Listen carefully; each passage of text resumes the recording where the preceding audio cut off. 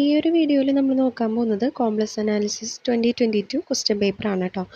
അപ്പോൾ ഇതിൽ first question നോക്കുകയാണെങ്കിൽ holomorphic function in domain T, അതിൻ്റെ ഒരു എക്സാമ്പിൾ കൊടുക്കാൻ പറഞ്ഞിട്ടുണ്ട്. പിന്നെ പ്രൂവ് ചെയ്യുക അല്ലെങ്കിൽ ഡിസ്പ്രൂവ് ചെയ്യുക, നമുക്കൊരു സ്റ്റേറ്റ്മെൻറ്റ് തന്നിട്ടുണ്ട്. പിന്നെ ഹാർമോണിക് ഫംഗ്ഷൻ എന്താണ്, അതിൻ്റെ എക്സാമ്പിൾ പ്രൂവ് ചെയ്യാൻ വേറെയുണ്ട്. ML ഇൻഇക്വാലിറ്റി സ്റ്റേറ്റ് ചെയ്യാൻ പറഞ്ഞിട്ടുണ്ട്.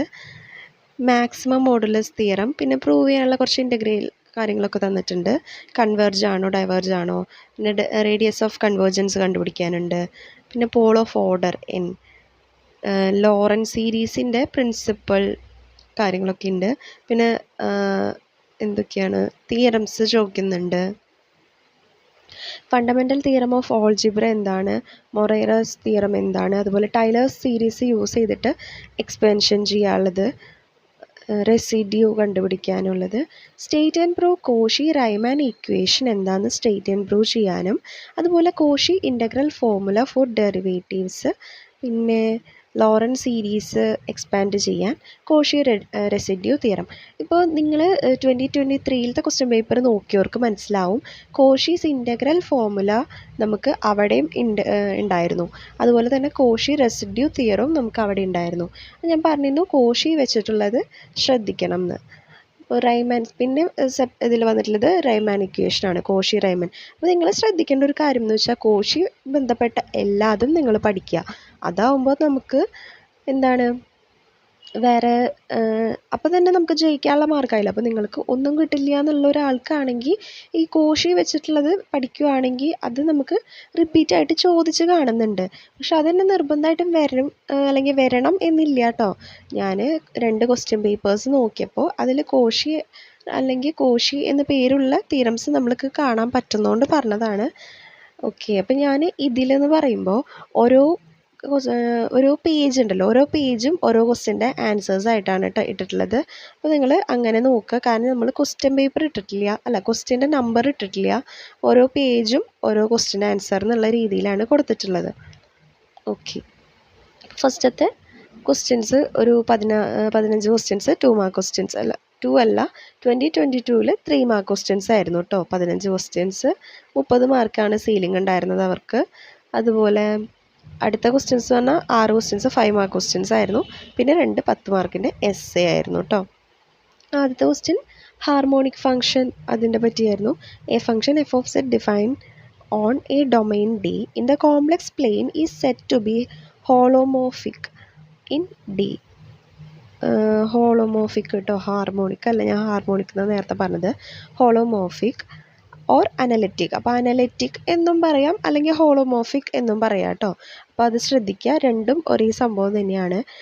It is complex differentiable at every point in D.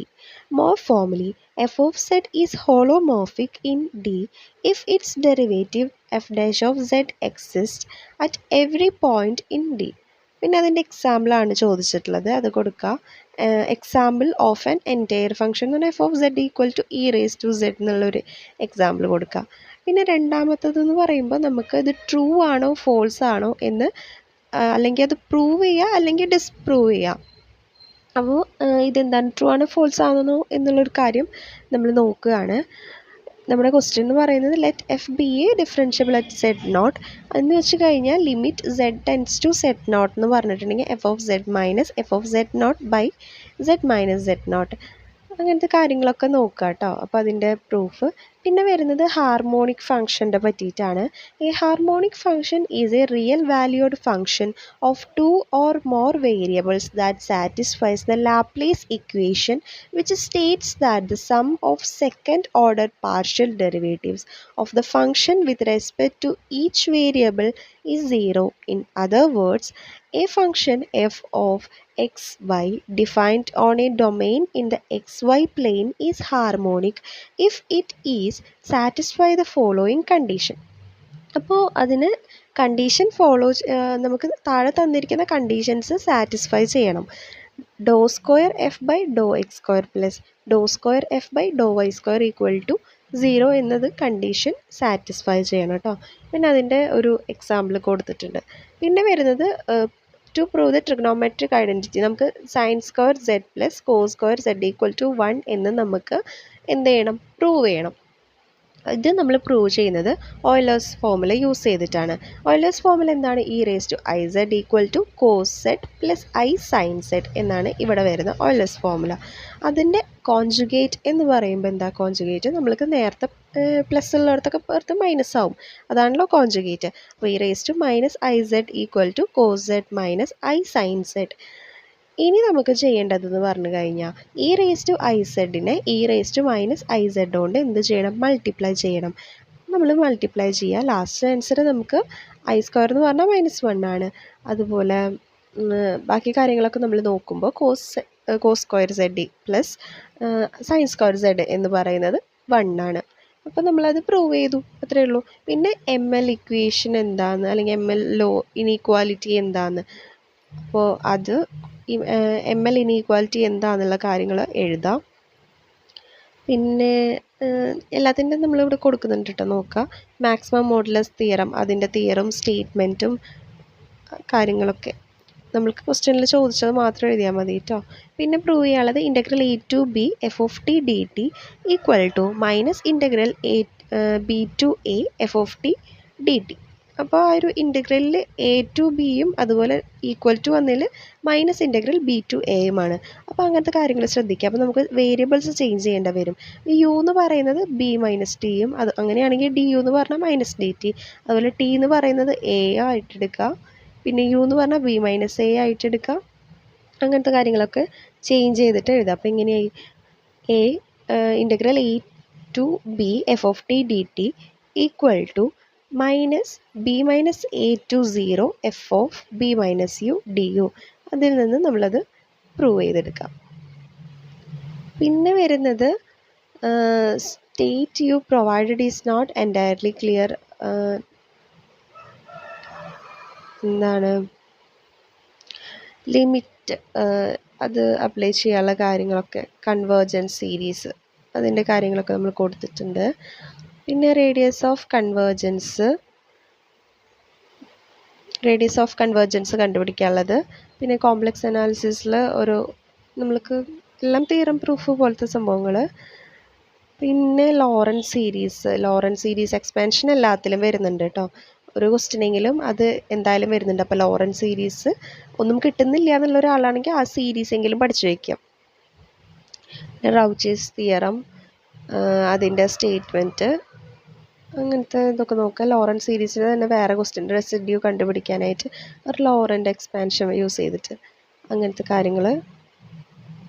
പിന്നെ ലാപ്ലേസ് ഇക്വേഷൻ സാറ്റിസ്ഫൈ ചെയ്യുന്നു, ഹാർമോണിക് ആണോ നോക്കാനായിട്ട് ലാപ്ലേസ് ഇക്വേഷൻ സാറ്റിസ്ഫൈ ചെയ്യുന്നുണ്ടോ ഇല്ലയോ എന്ന് നോക്കാം. ലാപ്ലേസ് ഇക്വേഷൻ എന്താണ്? (∂u/∂x² + (∂2u/∂y²) = 0. അത് സാറ്റിസ്ഫൈ ചെയ്യണ്ടോ നോക്കിക്കഴിഞ്ഞാൽ നമുക്കത് ഹാർമോണിക് ആണോ അല്ലയോ എന്നതിൽ നിന്ന് കണ്ടുപിടിക്കാനായിട്ട് പറ്റും. അങ്ങനെ അതൊക്കെ നോക്കുക. പിന്നെ സൊല്യൂഷൻ കണ്ടുപിടിക്കാനും ഫണ്ടമെൻ്റൽ തിയറം ഓഫ് ആൾജിബ്ര എന്താണെന്ന് എഴുതുക, തിയറും പ്രൂഫും എഴുതുക. പിന്നെ മൊറേറസ് തിയറം, അതിൻ്റെ പ്രൂഫ്. പിന്നെ ടൈലേഴ്സ് സീരീസ് എക്സ്പാൻഷൻ വരുന്നുണ്ട്. പിന്നെ വരുന്നത് ഹോളോമോർഫിക് അല്ലാവോ, അങ്ങനത്തെ ഒരു കാര്യങ്ങൾ. പിന്നെ റെസിഡ്യൂ കണ്ടുപിടിക്കാനായിട്ട്, പിന്നെ ഇൻ്റഗ്രൽ സോൾവ് ചെയ്യുക. അങ്ങനത്തെ ക്വസ്റ്റ്യൻസൊക്കെയാണ് നമുക്കിതിൽ വന്നിട്ടുള്ളത്. ബാക്കി ഞാൻ 2 PDF ആയിട്ടാണ് ഇടുന്നത്. കാരണം നമ്മൾക്ക് ഒരു PDF 25 പേജ് നമുക്ക് ഇൻക്ലൂഡ് ചെയ്യാനായിട്ട് പറ്റുന്നുണ്ടായിരുന്നുള്ളൂ. രണ്ടാമത്തെ PDF ബാക്കി നമ്മൾ കൊടുത്തിട്ടുള്ളത്. അതുപോലെ തന്നെ അടുത്തൊരു ക്വസ്റ്റ്യൻ വരുന്നതാണ് കോഷി-റൈമാൻ ഇക്വേഷൻ എന്താണെന്ന് നമുക്ക് പ്രൂവ് ചെയ്യാനായിട്ടുള്ള കാര്യങ്ങളാണല്ലോ. കോഷി-റൈമാൻ ഇക്വേഷൻ എന്താണെന്നും അതിൻ്റെ പ്രൂഫും ചോദിക്കാം. അതുപോലെ തന്നെ അത് യൂസ് ചെയ്തിട്ട് പ്രോബ്ലംസ് ചോദിക്കാം.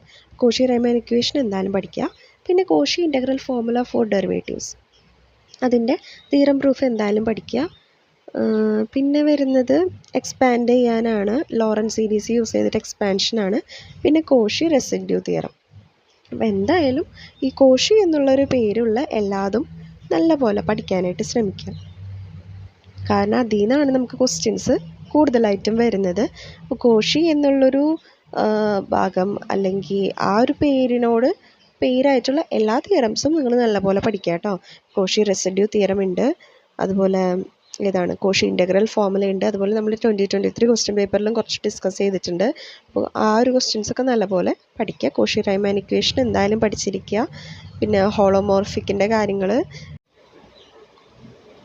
മെയിനായിട്ട് അപ്പോൾ ഇതിലുള്ള ക്വസ്റ്റ്യൻസ് തന്നെ നോക്കുക. നമ്മുടെ ഇത്രയും ക്വസ്റ്റ്യൻസൊക്കെ തന്നെയാണ് നമുക്ക് മെയിനായിട്ട് വരുന്നത്.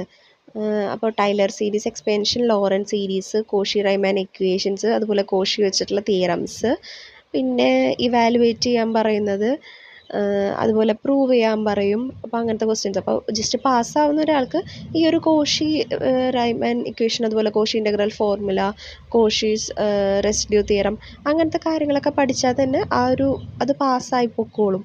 അപ്പോൾ അങ്ങനത്തെ കാര്യങ്ങളൊക്കെ നോക്കുക. നിങ്ങൾക്ക് തന്നെ ഏകദേശം 2 ക്വസ്റ്റ്യൻ പേപ്പറും കണ്ടു കഴിഞ്ഞാൽ അറിയാമല്ലോ. അപ്പോൾ അങ്ങനെ ഏതൊക്കെയാണോ ഈസി ആയിട്ട് വരുന്നത് അതൊക്കെ നോക്കി പഠിക്കുക. ഒരേപോലത്തെ രണ്ടിലും കോമൺ ആയിട്ടുള്ള ക്വസ്റ്റ്യൻസൊക്കെ എന്തായാലും പഠിക്കുക. കാരണം അത് അത്രയും ഇമ്പോർട്ടൻ്റ് ആയതുകൊണ്ടാണല്ലോ അത് ഇങ്ങനെ റിപ്പീറ്റ് ചെയ്ത് ക്വസ്റ്റ്യൻസ് ചോദിക്കുന്നത്. അപ്പോൾ അങ്ങനത്തെ കാര്യങ്ങളൊക്കെ നോക്കുക. 2 ക്വസ്റ്റ്യൻ പേപ്പർ ഉണ്ട്.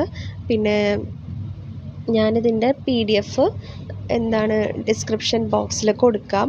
അപ്പോൾ PDF കിട്ടും. പിന്നെ 2 PDF ആയിട്ടാണ് കൊടുക്കുന്നുള്ളത്. ഇത്രയും കാര്യങ്ങളൊക്കെയാണ് പറയാനുള്ളത്. Thank you.